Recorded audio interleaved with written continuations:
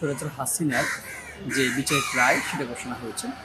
সেটা হচ্ছে বিগত দীর্ঘদিন ১.৫ যুগের বেশি সময় ধরে, এর আগের সময় ধরে ফ্যাসিবাদ বিরোধী আন্দোলন, লড়াই সংগ্রামে অনলাইন অফলাইন যারা অ্যাক্টিভিজম করেছেন, যারা মাঠ পর্যায়ে লড়াই সংগ্রাম করছেন, জেল জুলুম, হামলা মামলার শিকার হয়েছেন, তাদের জন্য একটা স্বস্তির দিন, একটা খুশির সংবাদ। তো এই জায়গা থেকে হচ্ছে আমরা ভাবলাম যে বিষয়টা আমার মাথায় আসে যে আসলে এই দিনটা আমরা সেলিব্রেট করা দরকার।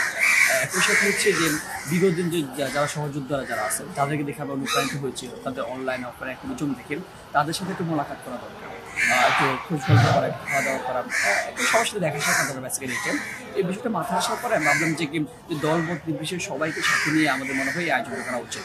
তো আমি সকল ছাত্র সংগঠন, ঢাকা বিশ্ববিদ্যালয়ের পিএসসি ছাত্র সংগঠন যারা আছে, ছাত্র দল শিবির, বামগণের যারা আছে, ছাত্র শক্তি, সবার সাথে আলোচনা করলাম যে ভাই এটা আমরা একটা উদ্যোগ নেওয়া যায় যে সবার সাথে আমরা একটু দেখা সাক্ষাৎ করবো।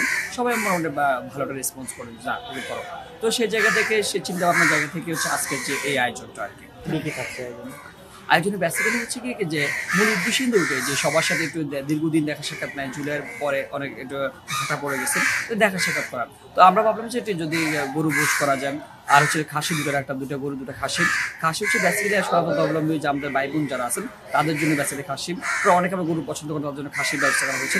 তো আমরা আশা করি প্রায় ৩,০০০ মানুষের যে অ্যারেঞ্জমেন্ট, তবে এটা শুধুমাত্র ঢাকা বিশ্ববিদ্যালয়ের শিক্ষার্থীর জন্য না, এটা হচ্ছে আপনার সারা বাংলাদেশ যারা অনলাইন অফলাইন অ্যাক্টিভিটি করছেন, শুধুমাত্র জুলাই না, জুলাইয়ের আগেও যারা দীর্ঘ ফ্যাসিবাদ বিরুদ্ধে লড়াই যারা সামিল হয়েছেন তাদেরকে সবাইকে সাথে নিয়ে আমরা সুন্দর একটা খাওয়া তো মেন উদ্দেশ্য না, মুখ্য বিষয় না, একটু আনন্দ করে একটা পরিবেশ কাটানো, এটাই উদ্দেশ্য।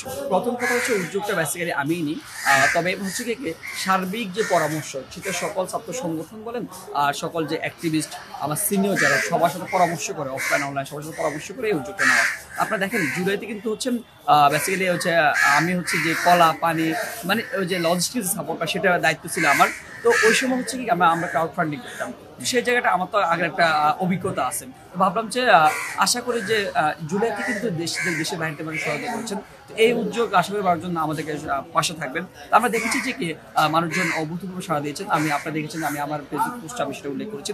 তো আমি বেসিক্যালি হচ্ছে যখন আলোচনা করলাম যে কী করা যায়, বললো যে ঠিক আছে ফাইন, আমরাও যে যাদের জায়গা থেকে সবকিছু ট্রাই করবো, আর তুমি হচ্ছে দেখো অনলাইনে ক্রাউড ফান্ডিং করা যায় কিনা। তো আমি বেসিক্যালি হচ্ছে যে ওই দিকে আগালাম আর কি, অনলাইনে ক্রাউড ফান্ডিংয়ের মধ্য দিয়ে অনেকে ভালো রেসপন্স করেছেন, যে বিদেশ থেকে মানে প্রবাসী ভাইরা, দেশের ভাইরা ভালো রেসপন্স করছেন। আশা করি সেটার মধ্য দিয়ে আমরা হচ্ছে কি ট্রেনে কিছু যতটুকু করা যায় মানে কি স্বল্প সবার মধ্যে সে ক্রাউড ফান্ডিং উদ্দেশ্যে আয়োজন পিএসসি সাজানো হয়েছে, দেখলাম কোনো অনুষ্ঠান হবে। আমাদের বেসিক্যালি হচ্ছে কি মানে সেগমেন্ট ৩টা।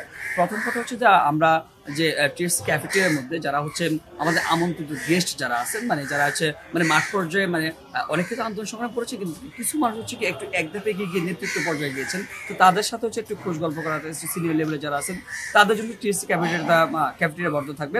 আর এমনিতে যারা আছেন তারা হচ্ছেন তাদের জন্য হচ্ছে আলাদা করে খাবারের যে বিষয়টা। আর এর বাইরে হচ্ছে কি আমি ভাবলাম যে যদি একটু যে সাংস্কৃতিক যে যদি চর্চাটা করা যায় একটু সে চিন্তা ভাবনার জায়গা থেকে হচ্ছে বাদ মাগরিব পর থেকে সাংস্কৃতিক একটা আয়োজন হবে। এটা প্রায় ৯টা পর্যন্ত চলবে। আপনারা জানেন যে আমাদের অলরেডি রান্নাবান্না শুরু হয়ে গেছে, তো সেই রান্নাবান্না হইতে ৯টা বাজবে। সাংস্কৃতিক আয়োজনটা হচ্ছে ৯টা পর্যন্ত চলবে, ৯টার পর থেকে খাওয়া দাওয়া করবে।